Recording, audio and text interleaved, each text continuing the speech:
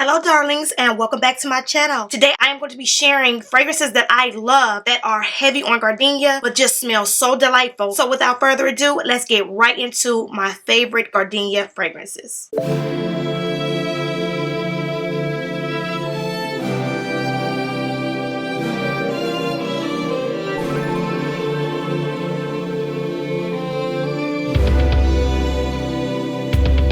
This first perfume is from Katy Perry. This is a celebrity scent, but you guys, this is a beautiful, powdery, sweet gardenia that lingers and lasts for hours. This is what changed my mind on gardenia. And you guys, I've had this scent for quite a while. I went out on a limb and I purchased this a couple years ago. I am so glad that I did because this gardenia scent is beautiful and it is heavy on the gardenia, but this smells amazing and it lasts for hours. And this kind of sets the standard for celebrity fragrances because it lasts all day and the gardenia in this smells really nice. And I will also say that this smells more expensive than your typical fruity, cocktaily type of perfumes from celebrities. So I will have to say that I absolutely love this. And Katy Perry is coming out with fragrances, you guys, that smells really expensive.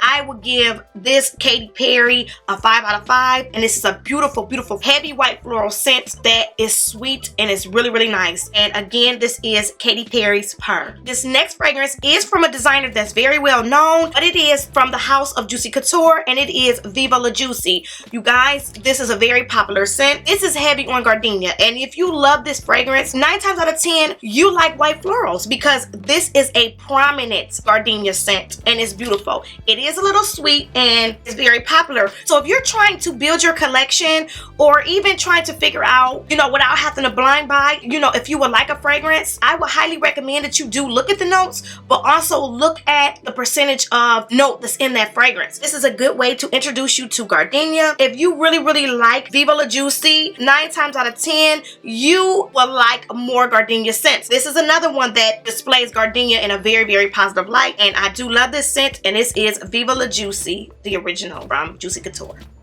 And this next fragrance is also a celebrity scent, but this is KKW's Crystal Gardenia. This is very loud, but this is gorgeous. This is heavy on the gardenia, you guys, but it does have tuberose in it to kind of amps up the scent, but the gardenia is so nice in this perfume that it overpowers the tuberose, and it also has pear that helps kind of tone down the tuberose. But to me, this is more heavy on the gardenia, hence why it's called Crystal Gardenia. This is a beautiful gardenia scent. And when I first tried this, you guys, I was not a huge fan.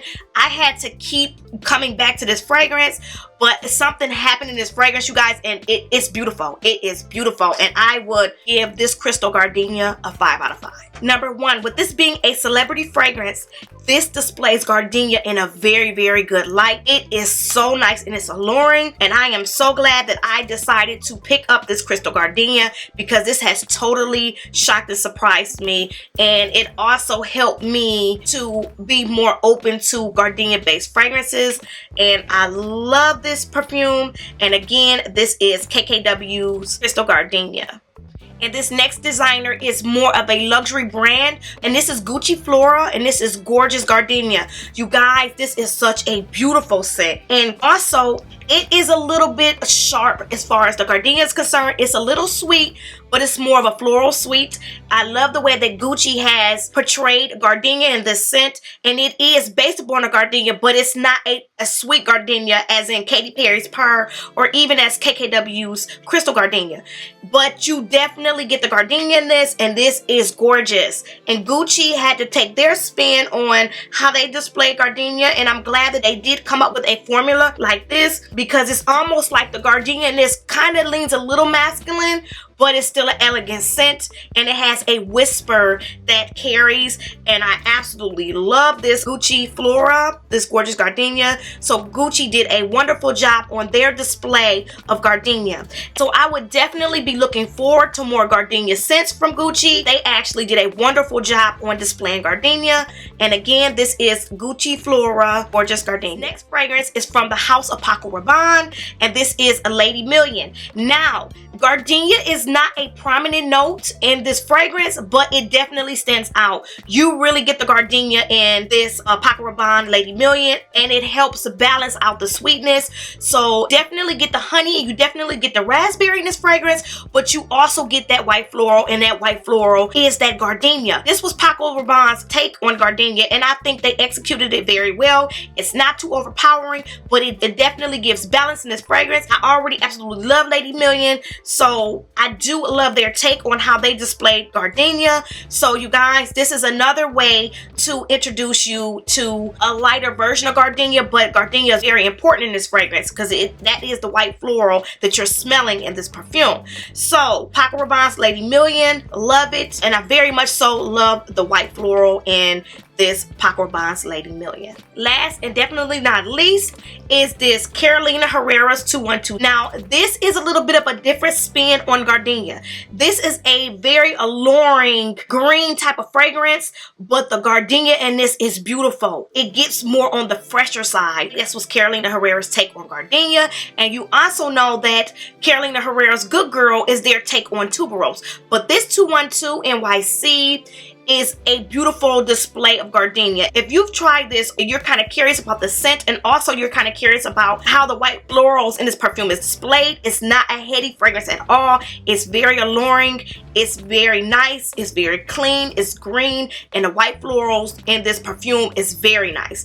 And that white floral prominent is gardenia. The votes are high for the white florals, and I do see why, and it's definitely contributing from white floral of gardenia. I don't want to sound too technical when I'm trying to describe these fragrances, but it's very important that you know what is in these perfumes, because that is a way to help you with growing your collection or even building a collection. It's very important that you know what's in it, because if you absolutely love this 212 NYC, it's important that you notice what's in this perfume, because that will help guide you on your next fragrance purchase or trying to find something that is very similar. So sometimes you do have to be a little technical with explaining what's going on and what you're smelling, because it's very helpful to somebody that has no idea of the difference in notes. That's why it is important in reviews to sometimes say what the notes are, and that is another reason why I did decide to pick up this 212, and I'm glad that I did, because the scent is beautiful.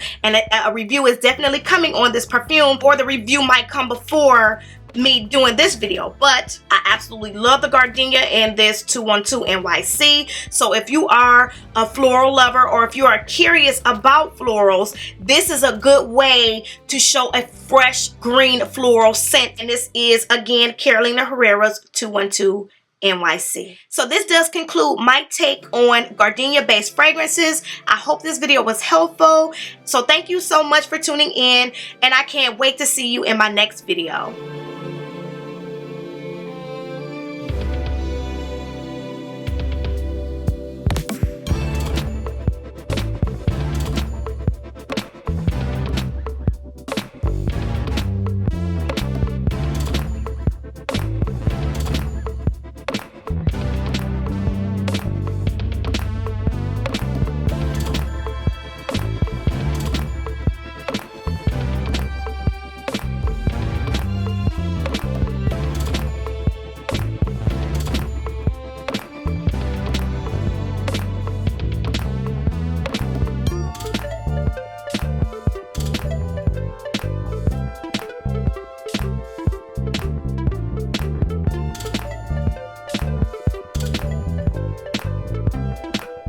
Thanks for tuning into this video. Be sure to follow me on Instagram, Facebook, and Twitter. Also, be sure to check out my latest videos. I post new videos weekly, and I would love to have you follow along. And as always, thank you so much for watching, and I can't wait to see you in my next video.